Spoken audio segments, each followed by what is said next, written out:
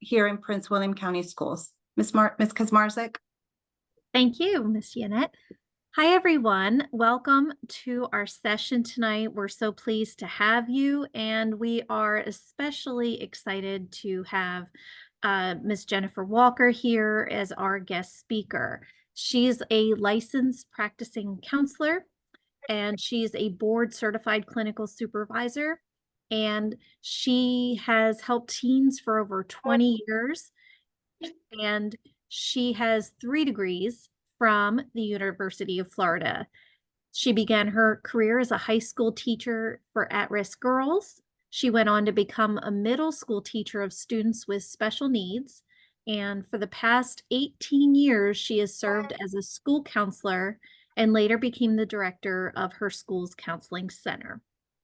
She has also been recognized as the Middle School Counselor of the Year by both Prince William County and the Virginia School Counselor Association. So in the entire state of Virginia. And I had the pleasure of working with Miss Walker at the Noakesville School.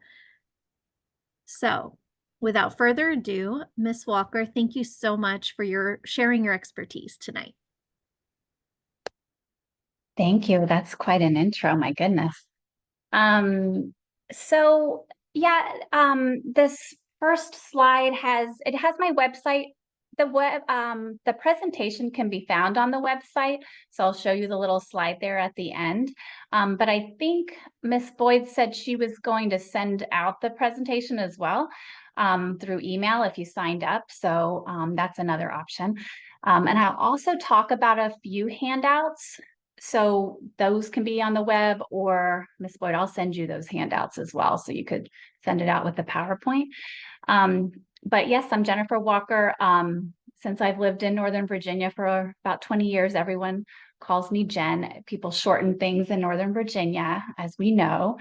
And let me see if I can click to the next slide. Okay, good. So we're talking about awareness of mental health. When I was a middle school counselor for a long time, I would do a presentation that kind of talked about mental health awareness. And I would have this statistic up, and it's been 1 in 5 for a while. And I don't think I actually had a difference. I had a 1 in 5, have some sort of mental health issue, 1 in 5 people, right? But I was able to get more specific stats on that NAMI website. And I've got 1 in 5 adults, 1 in 6 youth. And what I would say to the classroom when I was talking to the classroom, like, okay, well, there's 30 kids in here. So how many people then would be struggling or suffering with some kind of mental health issue? And that would be, they would look around, and of course, it's middle school. So sometimes they were like pointing at their friend, like, oh yeah, that one, that type of thing. So I had to, talk to them about that. But, yeah, about 5 people. So the bottom line is there's nobody that doesn't know somebody at some point that struggles with some sort of mental health issue. And that's why it's important that we're talking about it. I would suggest that this generation of kids is much more aware of mental health issues than probably generations in the past. And so much to a point like that they're kind of social justice advocates too in this generation. So they're even willing to kind of, fight the stigma, so to speak. And where that's good and we want that, I think as parents, it's kind of challenging to know what to do about it, right? So when your kid comes home and, maybe they self-diagnosed on TikTok or something, and they're telling you, like, I think I have this, I have major depressive disorder, and this is why, and they're, telling you their symptoms and stuff. It's like, okay, what do we do about that, right? And how do we offer support to our kids who are struggling, and how do we take them seriously while also making sure that they know that they're more than just a diagnosis, right? So I think that's my next. No, that's not my next. Okay, so here's also from that NAMI website. This kind of breaks down some of the most common mental health issues, you can see anxiety and depression are the highest, 19%, 7%. I would argue again, Northern Virginia, I would argue that anxiety is higher than that.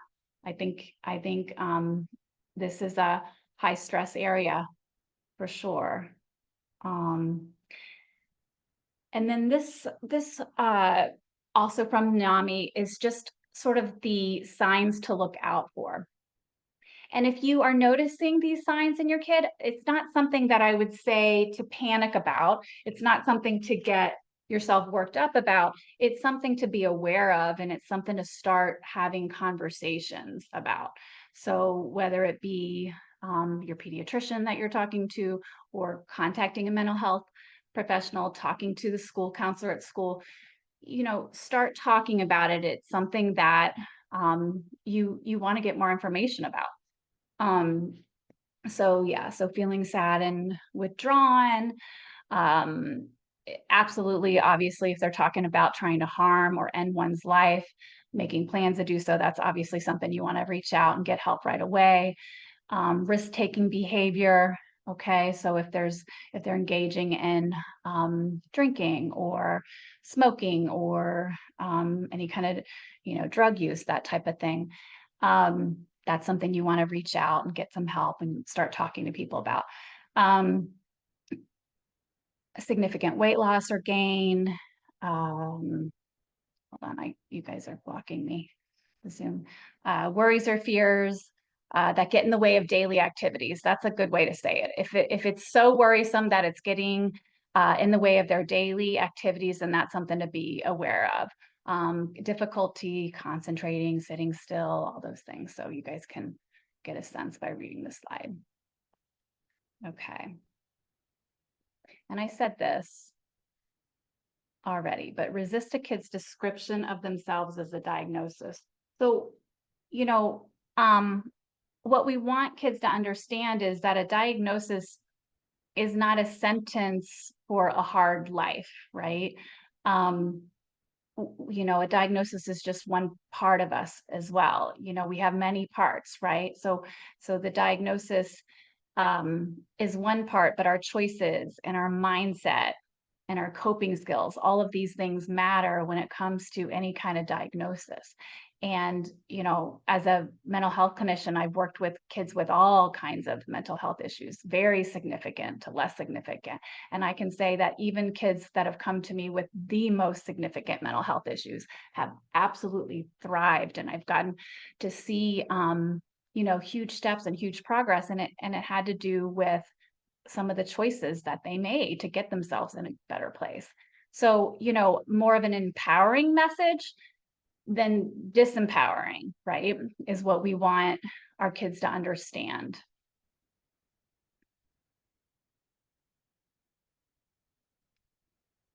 And then here it is. This is not trying to keep making fun of Northern Virginia, but this is Northern Virginia right here. So I'm learning how to relax, doctor, but I want to relax better and faster, and I want to be on the cutting edge of relaxation. And, I think that when we're talking about mental health issues and we're talking about managing our mental health, we can't ignore stress. We have to really look at how is stress impacting our mental health and how can we reduce our stress so that we're handling our mental health in the best way we can. So, and this is what stress is really, right? Here's the definition. So it's when our demands outweigh our resources, right? And so I just kind of have some things listed that are pretty common stressors for kids and teenagers that I've worked with over the years. So body image issues, parental expectations, peer pressure, social media, future, right? Life after high school. I work with mostly teenagers right now. So, fear of the future is a big deal, getting into the right college, leaving home, right? Choosing the wrong career path, that type of thing. I would also say something to keep in mind is, it could go the other way too. We could have so many resources and not as many demands and that causes different mental health issues as well, right? So we do want to figure out, how do we balance this teeter-totter, not how do we like fix all of our kids' problems and take all, any kind of worries away from them, and now they're bored and now they're looking for other ways to stimulate, which can also cause problems. So we want to figure out the balance.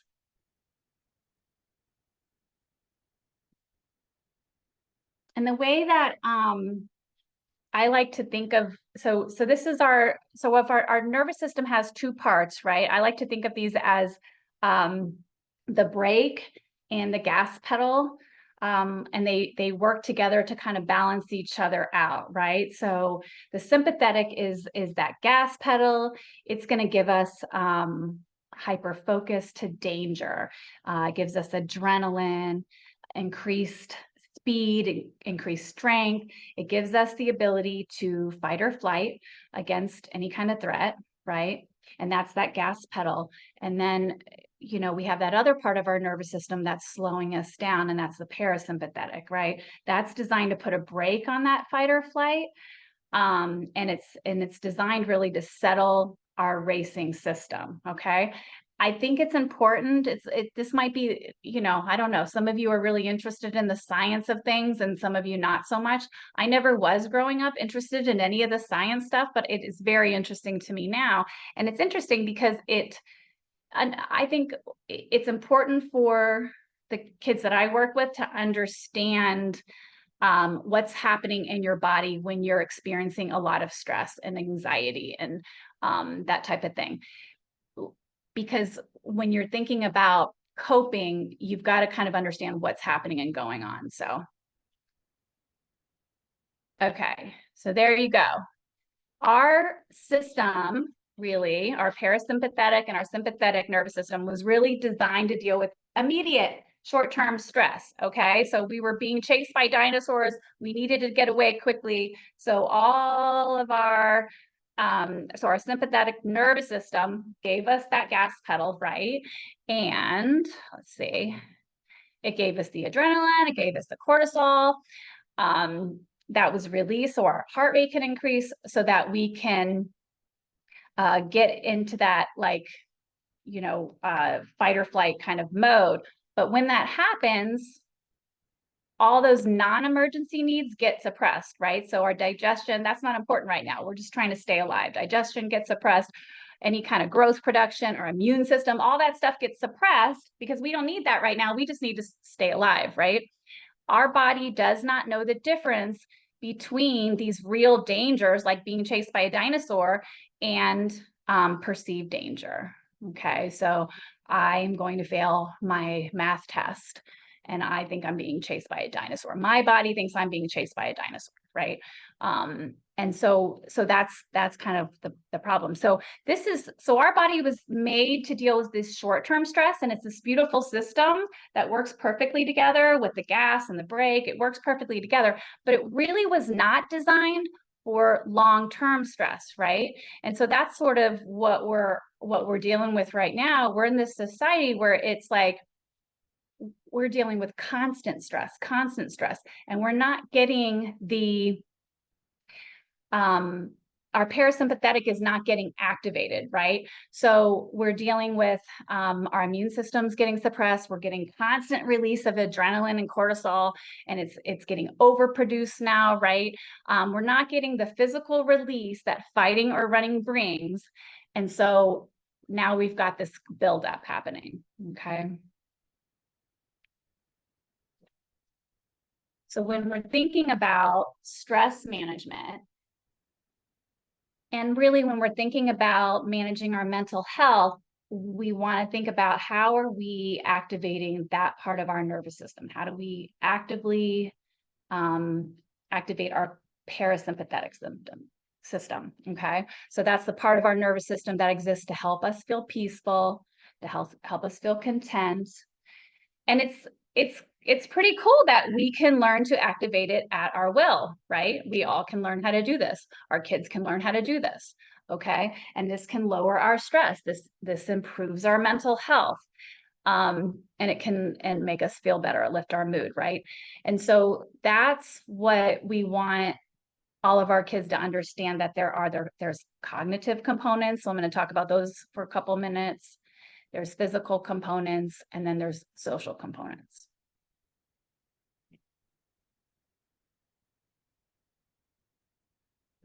Okay.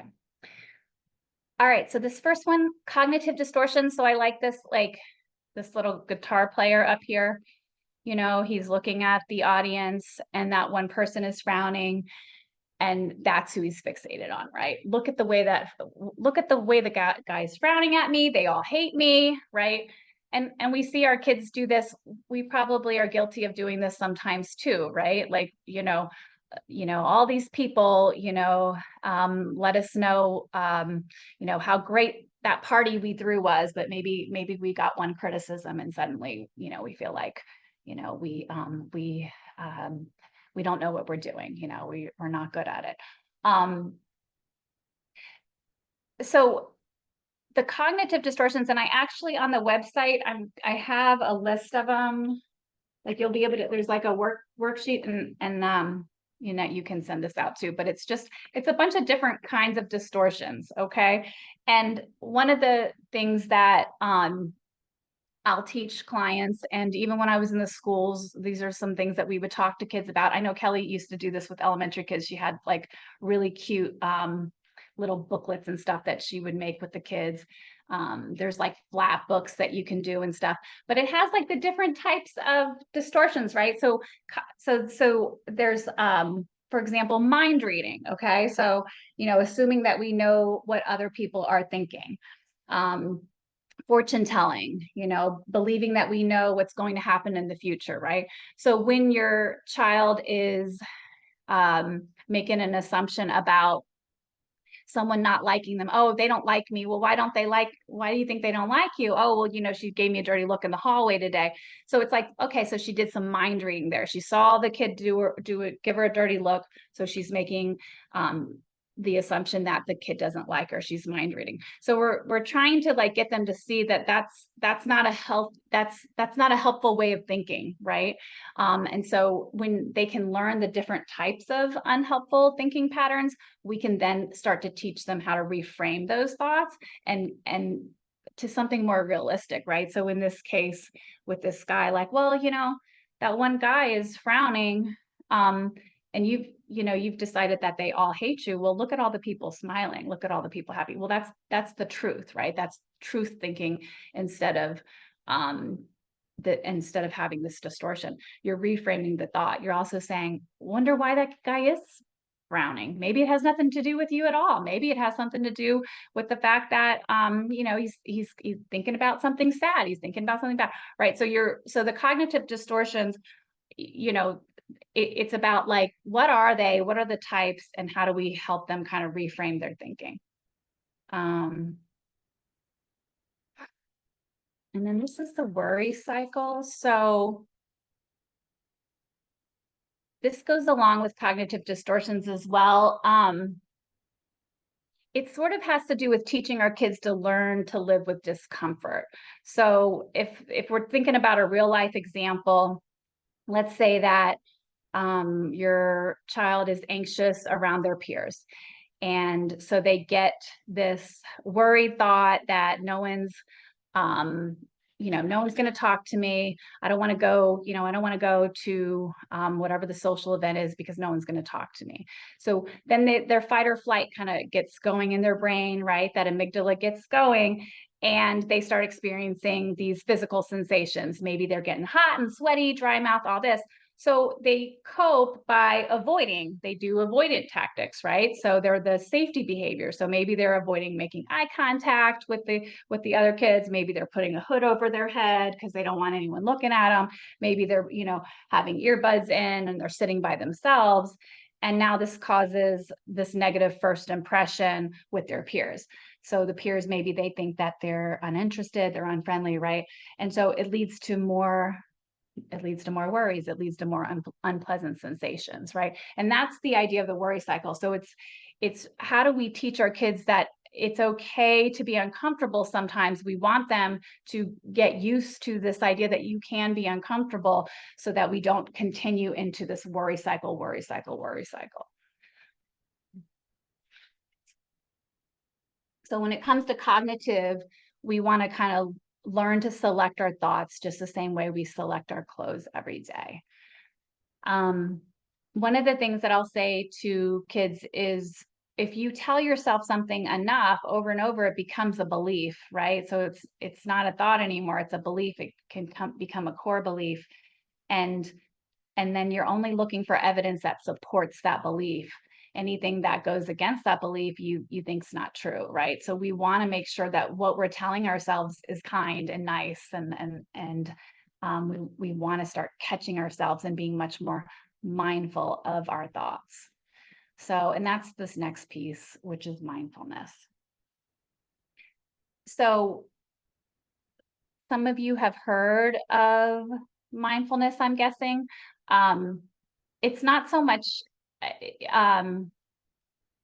sometimes, you know, people put it together with meditation, mindfulness meditation. It could be together, it could be separate, but it's basically paying attention in a particular way to the present moment where you're being non-judgmental, right? And you're kind of taken in your senses. So you're noticing what your mind is doing, and you're taking notice of how your body feels, what you see, what you smell, what you taste, all those things. Okay. And that's something that we want to try to teach our kids to do, to get them in the present moment and out of kind of that like fortune telling kind of mindset. And then there's physical components. So we've got, exercise, nutrition, there's breathing techniques, right? All of these things we know that are good, healthy coping skills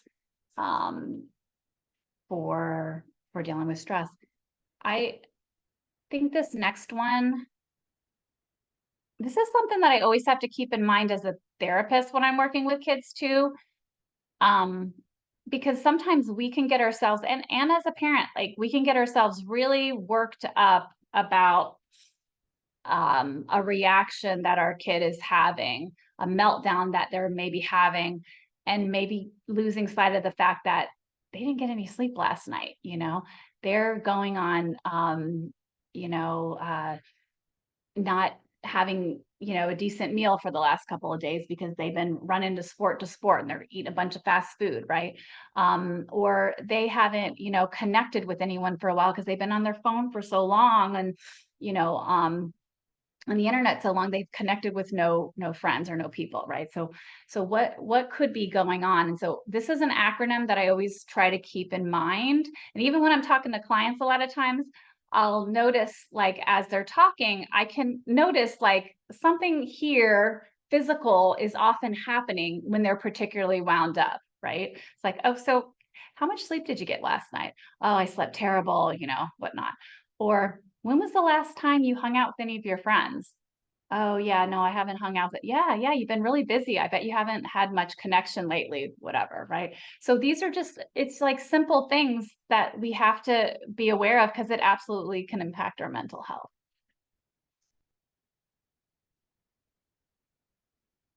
So the other thing on the website is something called, I call them minis.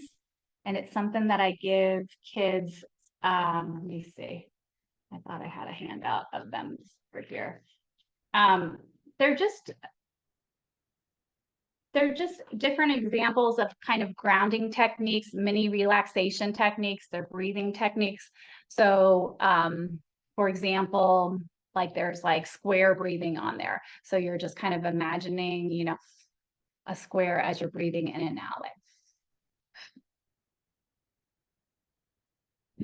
Right, that's like one of the examples on there. And then there's like, you're breathing in I am, and you're breathing out at peace, right?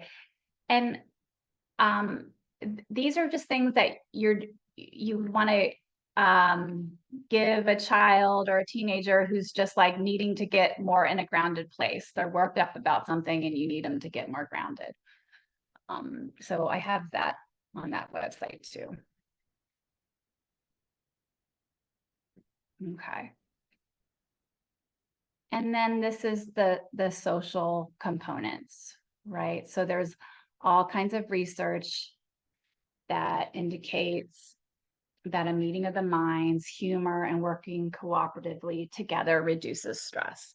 And I'll tell you, like when I was a school counselor, a lot of times a teacher would come down to my office and they would be complaining about a kid. This kid's driving us crazy. He's always causing problems. And, they would, want me to do something about this kid that's causing problems. And I would just offer them a little bit of insight on what that kid is going through, like, oh yeah, you know what? He's going through a hard time. This just happened, in his community or whatever. And all of a sudden it was like, oh, that makes sense. I get it.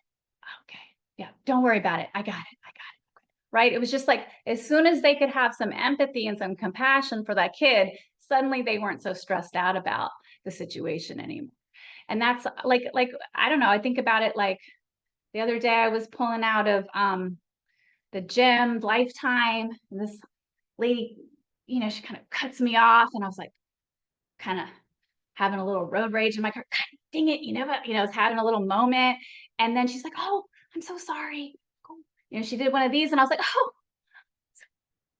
all of a sudden it's like I have compassion for her because, I get it, right? Like we're in a hurry and we accidentally cut someone off and we feel silly about it, right? Like we've all done that and been there. But it's not always our first reaction. The compassion and the empathy doesn't always come first, right? So it's important, it's important for our mental health to have a different mindset. I think as parents too, it's like parenting is hard. And, actually, let me go to this next slide. This kind of goes along with it.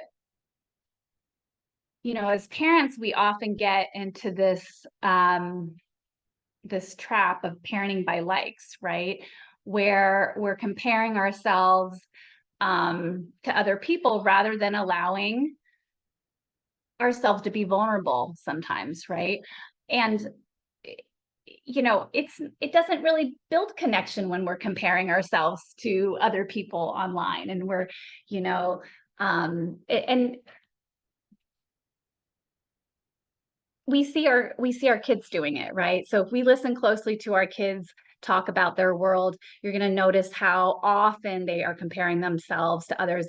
It affects how they feel about themselves.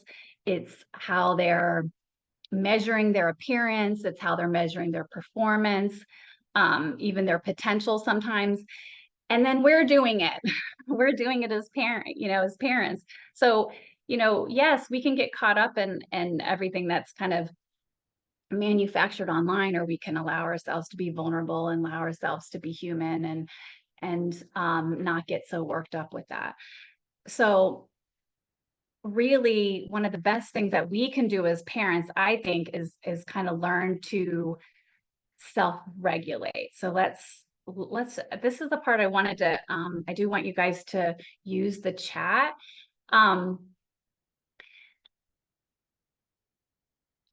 What do you think it looks like when we're parenting through the lens of fear? If you could just put something in the chat about that.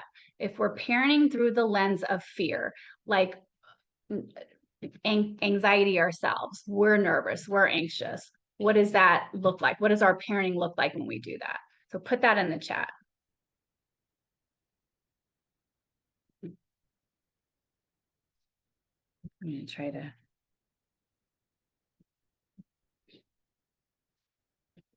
I can't see it.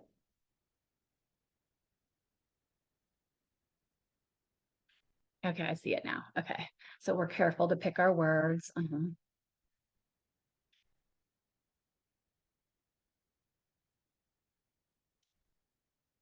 Anything else?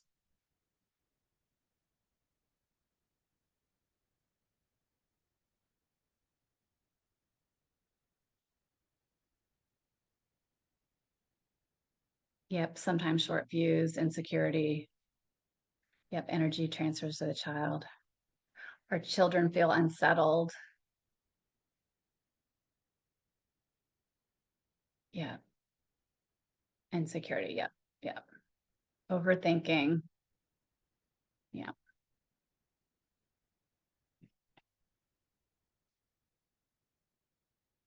I think sometimes when we're parenting through fear, we're giving advice rather than listening, right? We're maybe nitpicking their choices instead of, giving them the message that, hey, we trust that you can make the right decision here.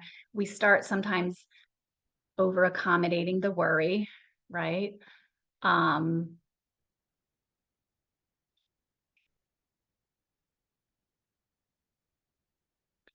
I think that, what I see a lot of parents do and what I've been guilty of doing myself, I just did it. I just did it last night with my son at at this basketball tryout thing. So, you know, we want them to avoid, an uncomfortable situation. So we sort of save them from it, but it sends them a message. It sends them the message that we don't think they can handle it. Right. And sometimes we do need to let them deal with it. Right. We do need to let them feel the discomfort. So what would it look like if we were to, instead of parenting through that lens of fear, we were to parent through the lens of trust? So, like, having sort of trust in our children to, um, follow their instincts, follow that they have good instincts, right? That they can learn from their mistakes. Like, what would that, look like? And so put that in the chat too, if you can think of anything.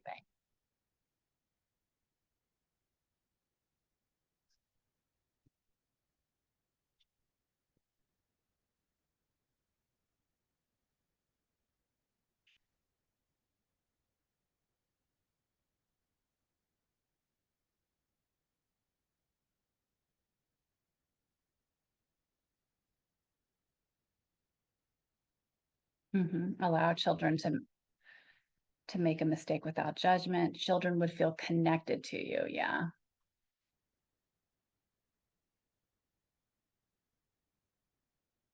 Yeah.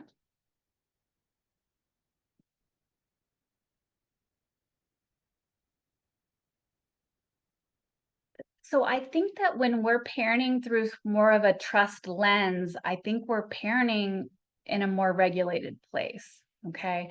And, you know, I think I always make my biggest parenting mistakes when I'm more dysregulated. If I'm really anxious and stressed myself, or I'm worried about my kid, I'm not always parenting in the best way. If I can get myself to a place where I'm less anxious, where I can be more, all this stuff that I'm preaching to you, like, have I eaten, have I slept well, am I being, mindful of my thoughts and all those things, then I'm going to parent through this lens of trust with my kids more. Someone said, okay, let them know of the mistakes you may have made, yeah, that are similar, and how you went about recovering. Yeah. Yeah. This is something I um I I found on an article. I have it, I forgot to write down the guy's name, but it's in my references. This book. But when we're parenting through a lens of trust, we're giving more of a message that you are competent, you have eyes and a brain and can figure things out. You know your abilities and your limitations. Through your self-directed play and exploration, you will learn what you need to know. Your needs are valued, your opinions count. Okay. So, this is sort of easier said than done. And there are, and this isn't something we're always going to be able to do. Right. And sometimes our kids do say things that really scare us. And and it's easy, to trust your kids when they're this, when it's just like, like when we're not talking about big deal stuff. But when we start talking about big deal stuff and kids are coming to you and, there's like maybe cutting behavior, or there's some sort of, unhealthy coping skills that they're doing and stuff, that becomes a lot harder to just, trust, right? So let's see.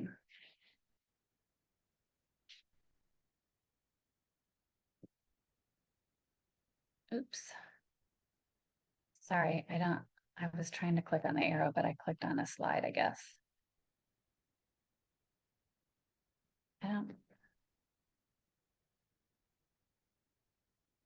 Okay, just something, give me a second, guys, sorry.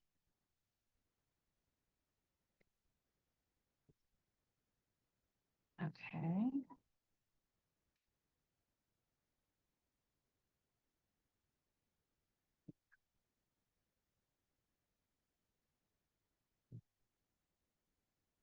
Sorry, I'm not. Okay, parenting by line. Okay, there we go.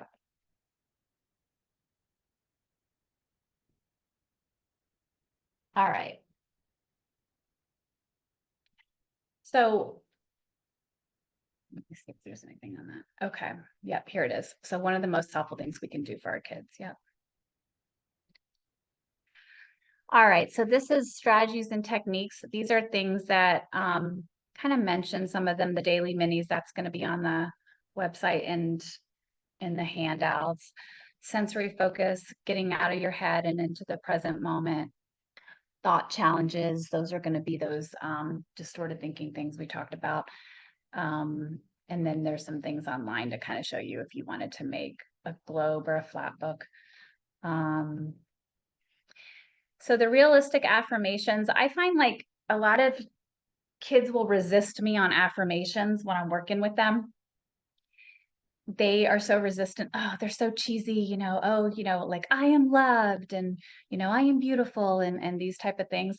They will resist it because it is a little bit cheesy, but these online are a little bit more realistic. So they're not quite so extreme. So they tend to be a little bit more open to them. But the reason that they're important is I talked about this idea of when you have a thought over and over again enough, it becomes a belief. And once it becomes a belief, you're looking for that evidence to support it. And it's hard to kind of move forward. So if you can start telling yourself new thoughts and new beliefs, that's what's gonna, kind of get you out of that spiral. So the affirmations are helpful in that way, but a lot of kids are a little resistant to them at first. So these are a little bit more realistic. You can check those out. All right, let's see.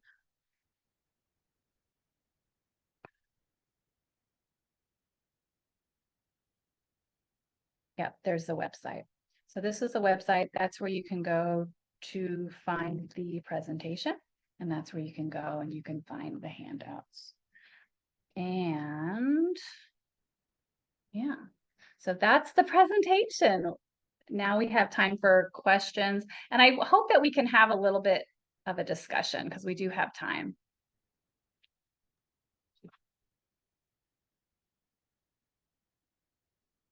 Does anyone have any questions for Ms. Walker that wants to come off mute, or you're more than welcome to type it in the chat as well? And I'm going to try to find the chat. Here it is. Okay.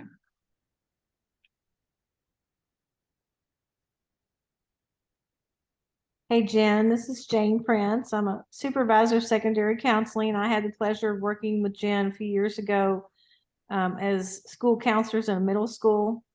And watching this presentation just reminds me of what a common sense calming approach you have with young people. And the panic is never there. It's like, there's nothing that we can't figure out. We can figure this out and you can figure this out. And let's talk about how we do that. And that's what this reminds me of so much. And I so appreciate you doing this. Thanks, Jane.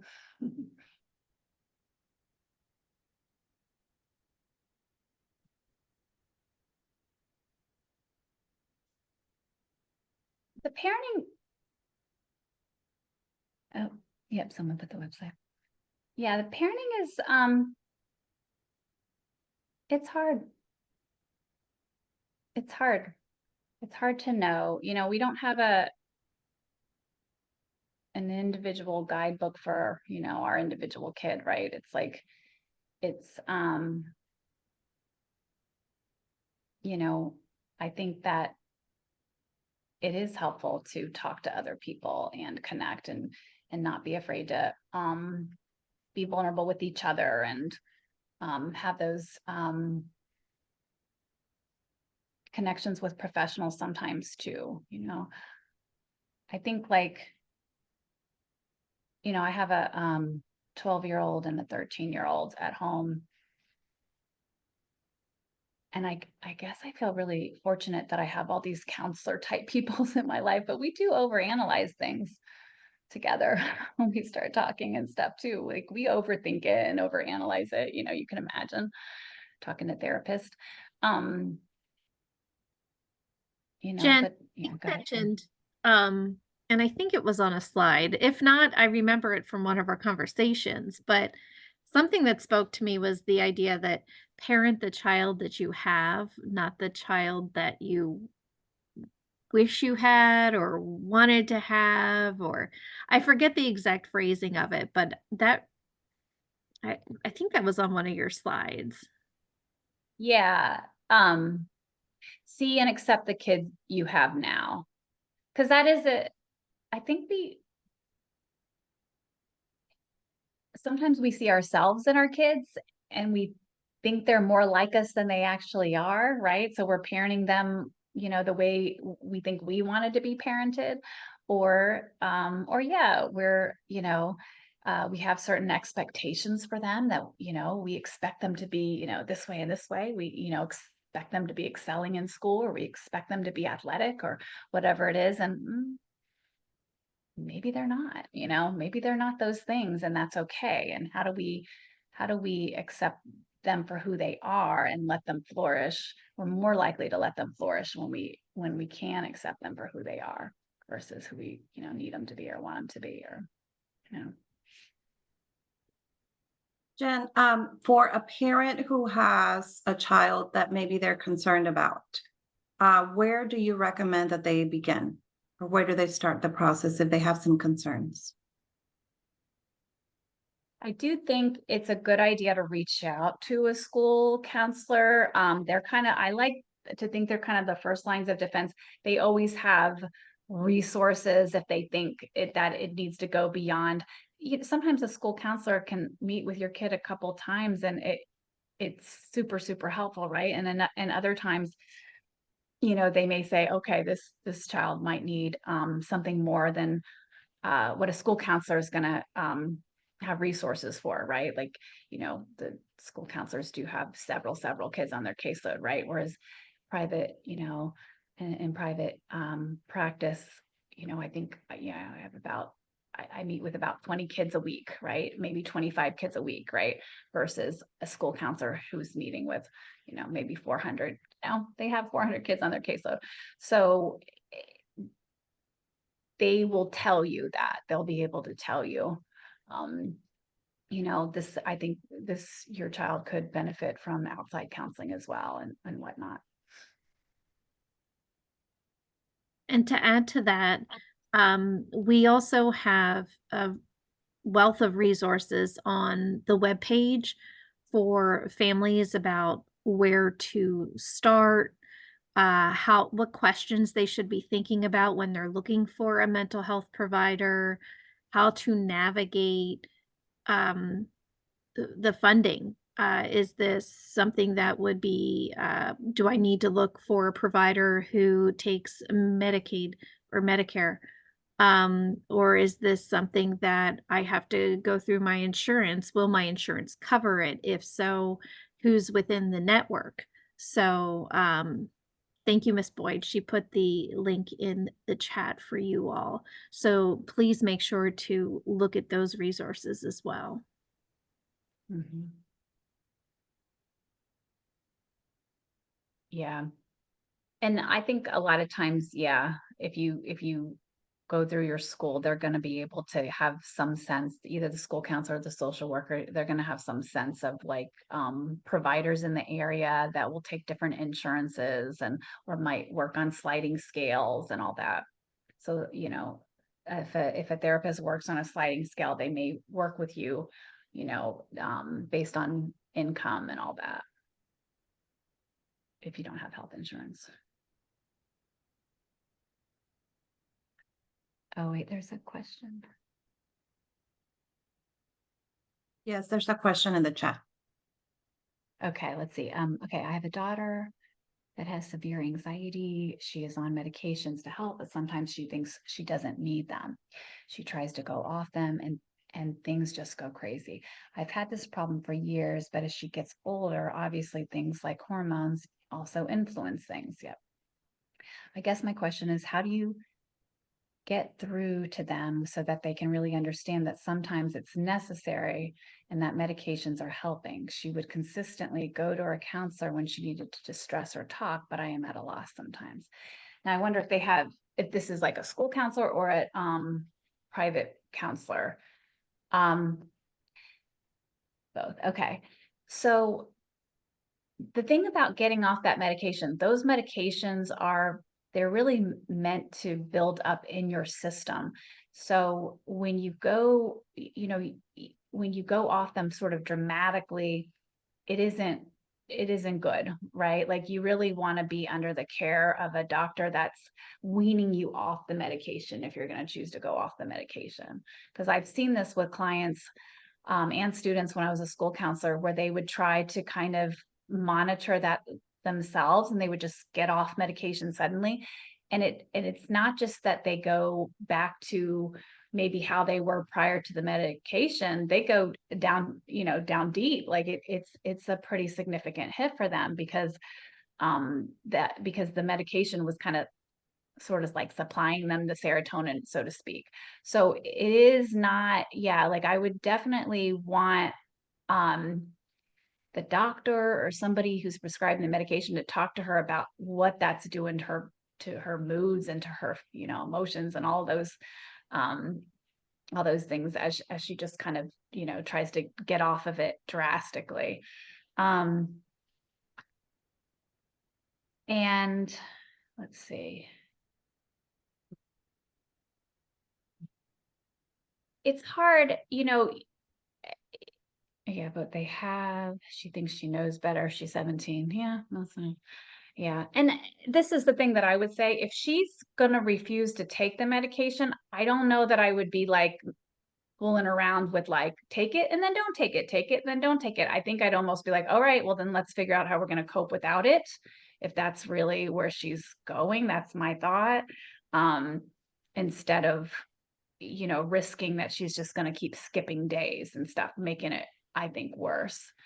But yeah, that's probably something that you definitely want to be involved in with the discussions with the therapist, and making sure that the therapist is working with her with that stuff, and how is she coping with these with her anxiety then. If she's not going to take the medication, how is she going to cope with that anxiety? Jen, do you feel like you've seen more teens than usual, especially since the pandemic, experience anxiety? And if so, how are they approaching it and working through it? Yeah, I think there's been a pretty huge increase in anxiety since the pandemic. I would say yes. It seems like it's, initially it was really bad. I think anyone who was working in the schools at the time would probably vouch for that. It was pretty, depression also. And it seems like the depression's gotten just a little bit better, but the anxiety still seems pretty high to me. I think sometimes there is I know it's not just a Northern Virginia thing, but I do think that there's a lot of pressure in this area, and there's a lot of perfectionistic type anxiety that I'm seeing, where kids are really comparing themselves to other kids when it comes to especially because I work with mostly high school kids. So they're like talking about, the AP classes that they're taking and, oh, well, I'm not in any AP classes. And, so then I must, how am I going to get into college if I'm not even taking any AP classes? And this one's got the, 3.8. Well, this one's got the 4.2 and, well, you can't get into, it's just like college is getting harder to get into. They know that, they feel that pressure, and the kids are constantly talking about it. They're constantly comparing themselves to each other. And it's not just I have a with the good story for academics. that. I used to work with seniors in high school in Kentucky. And there was an administrator in one of the high schools there who told me that her son had been through this in his senior year, that everybody was talking about the 4-year college they were going to. And he really decided he thought he'd run to go to the community college, but he was just so afraid anybody would find out he was going to community college and everybody's going to the 4-year college. And he just felt so bad about it, and everybody's comparing notes about what they're doing, right? And the first day he went to the community college, he called his mom from campus and he said, "Hey, Mom, all those kids who said they were going to the 4-year college, half of them are here with me. I'm going to be just fine." So I think sometimes the kids do that to each other, right? They don't even realize how much stress that they're causing each other by constantly comparing those things. And really, your path is your path. And that's what's so important, but it's so hard for them to see beyond that until they actually get there. Yeah. Yeah. My daughter has a learning disability, and she struggles with test taking. She's not in, she's getting ready to go to high school. She's not taking any advanced classes. She's taking, co-taught classes and whatnot. And a lot of her friends are taking all these advanced classes, and she's getting, she's going to 9th grade next year, but they're already talking about like college. And there's already this like sort of stigma about community college in 8th grade. And I'm like, what? And I've kind of, the way that I've kind of told her, I'm like, yeah, that's all I can afford. Like, you're going to community college. Like, I'm trying to just take the pressure off her altogether, because like, I don't, I I don't think there's anything wrong with going to community college for a couple of years. And I There's don't not. see it being, I Right. don't see it Of being course there's so, not. Yeah. And yeah, sometimes they're taking their advice from other kids, right? And they don't realize, and especially with a community college, many times there's a 2+2 program. You can start in a community college and you can finish the last 2 years of your bachelor's degree at a different 4-year college. It's very cost effective, and sometimes it's the right answer for a lot of students. But once again, your path is your path. It could be that Yeah. you need to go on a different career path, right? But still, I think kids that are coming out of the pandemic, you're right. I think it's getting a little better with the anxiety and depression. I think Kelly could speak to that too, that maybe we're coming out of it, which is really hopeful. But they're still trying to figure this out and how to get along with each other and figure it out. Yeah. And and I think like, being able to tell kids like, you don't have to, focus so much on your friend's path. Your path is different, and that's kind of what I have to tell my daughter too, when she gets, she'll get herself like comparing a little bit, and she does,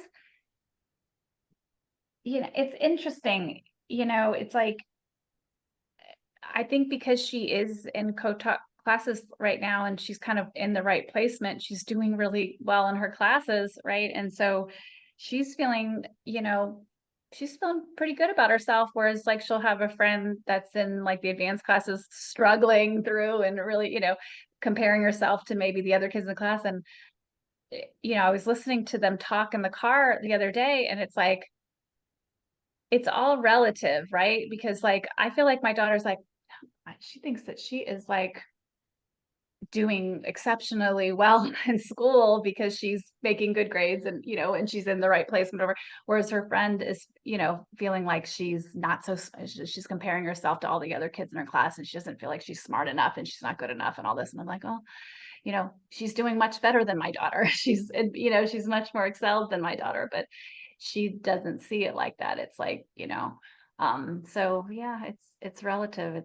It's like what you tell yourself. It's not, it's so much of the thoughts that we tell ourselves than it is on reality, you know, and it's the thoughts that we're telling our kids too, as parents. So we got to be, you know, careful of our own comparison with them to other kids. And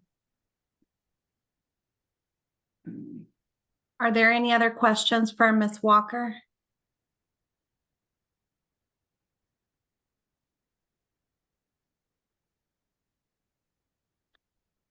All right. Well, Ms. Walker, thank you so much for joining us tonight. I know this topic, you know, it's important for our families, and please everyone know that I will be sending a follow-up email to all registrants with the presentation, Ms. Walker's resources, as well as the video recording, so you can have it to go back and view at your own on your own time. I've also placed we've placed the survey link in the chat. Please, if you have a few minutes just to fill that out, just give us some feedback on how the presentation was today, and then also any suggestions for future presentations. So thank you again so much for joining us. I hope everyone has a wonderful evening. Thank you.